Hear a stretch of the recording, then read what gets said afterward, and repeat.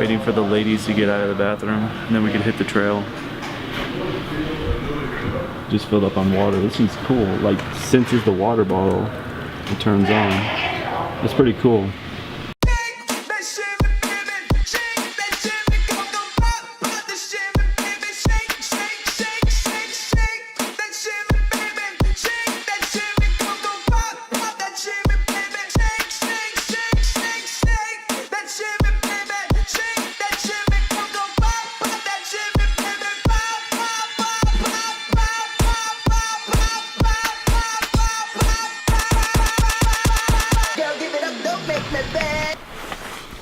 Alright, we've arrived at the Bright Angel Lodge, ready to start our hike.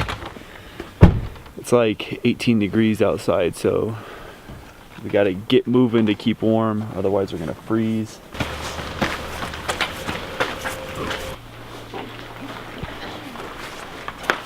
Wow, looks pretty. So, we're getting ready to start our hike.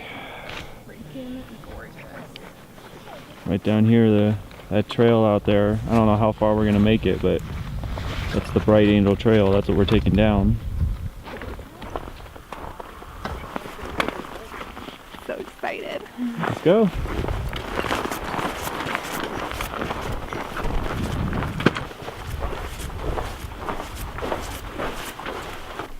It's crazy as you hike down into the canyon. Like, your perspective of everything changes. These ridges out here that were once like these little rock outcroppings, when you're up on the rim, all of a sudden have perspective, and they're way higher. They become skyscrapers. And like here, once we get down into that, that's going to become a canyon inside of a canyon. So pretty cool. The cool thing about it too is you really don't have to hike that far down into the canyon to change the perspective completely. It's not like you have to go all the way to the bottom to enjoy it. I highly recommend it for anybody who's here at the Grand Canyon, because like something like 90% of the people that come here never make it down here. They never step foot off of the rim.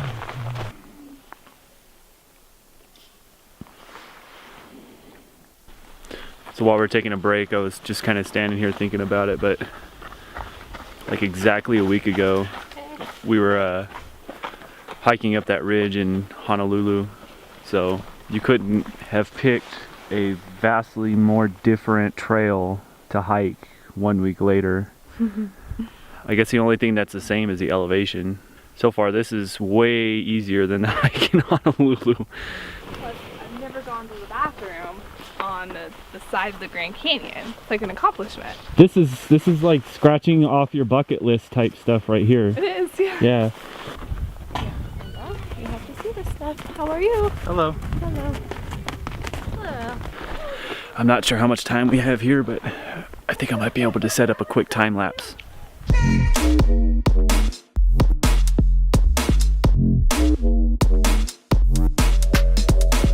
Alright, time lapse over. Back to the trail. We're almost out of the snow, but this mud right here is frozen into a solid rock, and it's got layers of ice on it right here. And so far this has been the most slippery part of the trail. So in watching Jenna walk, I'm learning that you want to stay out of the darker stuff here, and you want to step on the light stuff. Yeah. Don't step here. That's ice.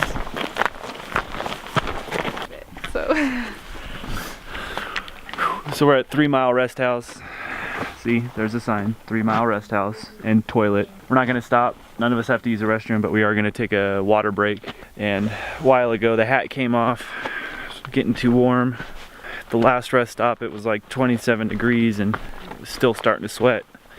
So you still exert yourself and exert a lot of energy even coming down. But coming up's gonna be, the clothes are coming off. I'm coming up free. Now we're going down. And supposedly this is the hardest part. It's called Jacob's Ladder because it just switchbacks all the way down and out to Indian Garden. That's cool. So another cool thing about this trail that's pretty spectacular is when you start, you see that white layer up there on top? That means it's a trail that you're walking on is white. Well, it's really white because we were hiking in snow, but now we're hiking in red, but we're almost out of the red layer. We're almost out of that, and we're almost into this loose scree. You see the way it's kind of goes from red into a different layer? So then the trail changes colors again, and you're in a completely different environment. We're now out of like the thick sagebrush, and we're coming down into like more cactus. It's better than Hawaii, that was just mud. I take that back. Hawaii was awesome. I don't want to make it sound like Hawaii was bad at all. That was an adventure though. There's less switchbacks now. I believe we're pretty much out of the Jacob's Ladder area, and we're definitely out of the red layer of the canyon. Shouldn't be too much longer. We should be at Indian Garden. We've already come 4.6 miles and we've just reached Indian Garden. We're gonna continue on the trail a little further and gonna get Jenna either some band-aids or some something to help stop a blister from forming.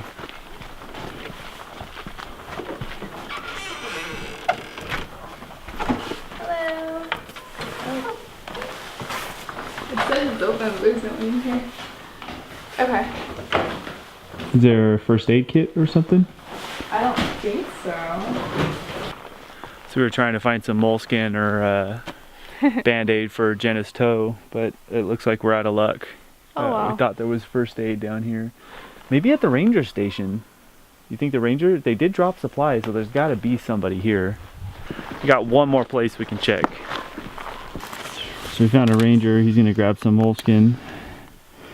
I feel like we've gone through this incident once before. I know, I need to start carrying my own.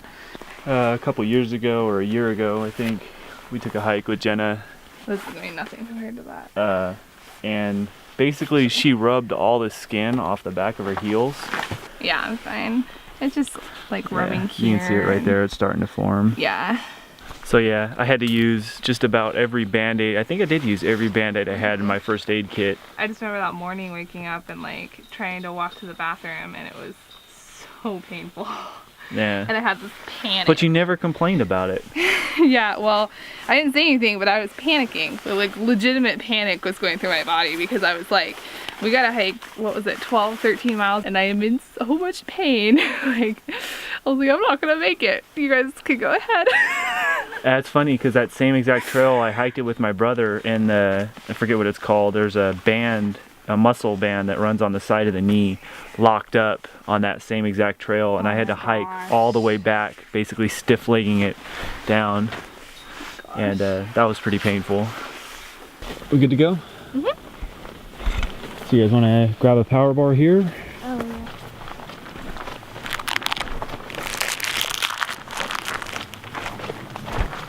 Pretty sure our destination out here is Pronto Point, which is really cool because you can see it from up on the rim. It's pretty prominent. The trail goes right across the Tonto Plateau.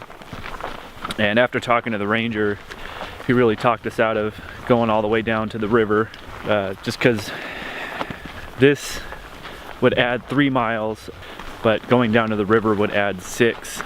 So that would make it a 15.4 mile trail with 5,000 feet of elevation gain, which is a bit for a day hike. Like the saying goes on the signs, going down is an option, going back up is mandatory. So you got to keep that in mind. And leaving Indian Garden now, the views open up and it just gets way more expansive.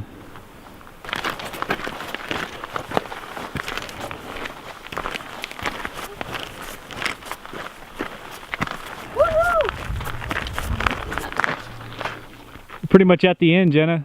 Woo! I know.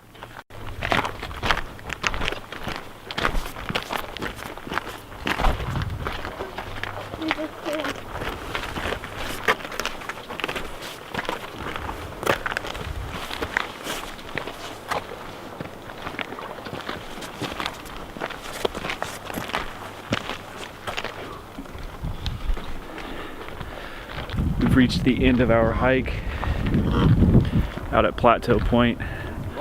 We're now surrounded 360-degree view by canyon. And below us, inside another canyon here, is the Colorado River.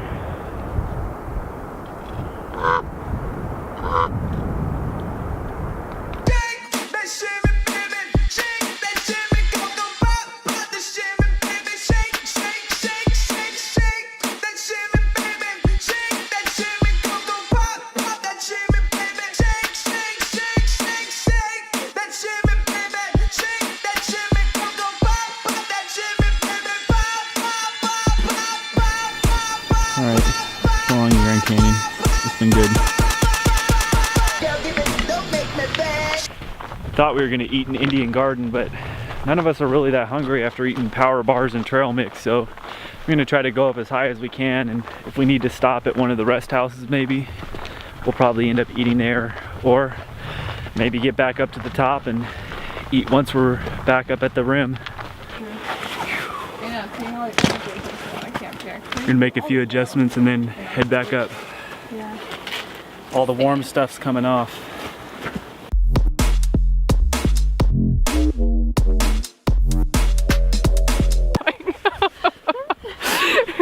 Darn.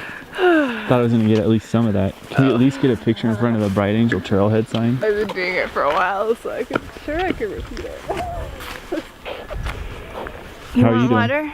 Oh, I'm good. I think I feel like Jenna though. You feel like what? Jenna. Tired? Yeah. I just couldn't stop anymore. Every time we stopped, I was freezing to death. My but legs though. I'm glad you kept going.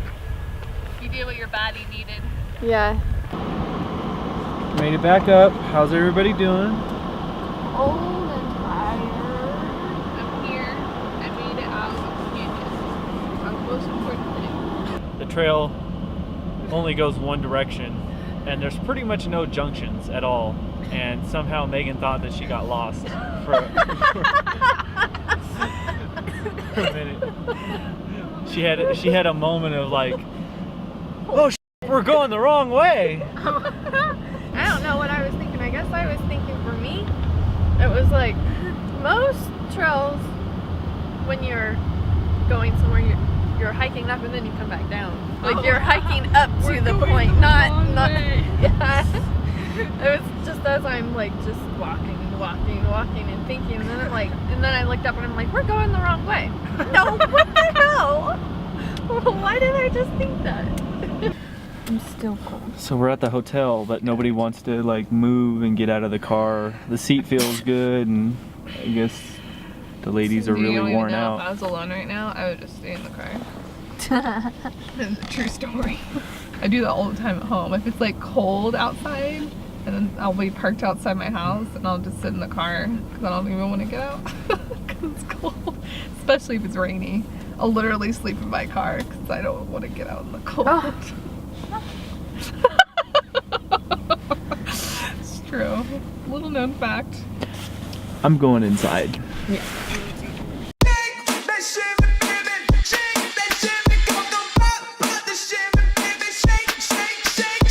At one point I was like, I'm a penguin, be the penguin.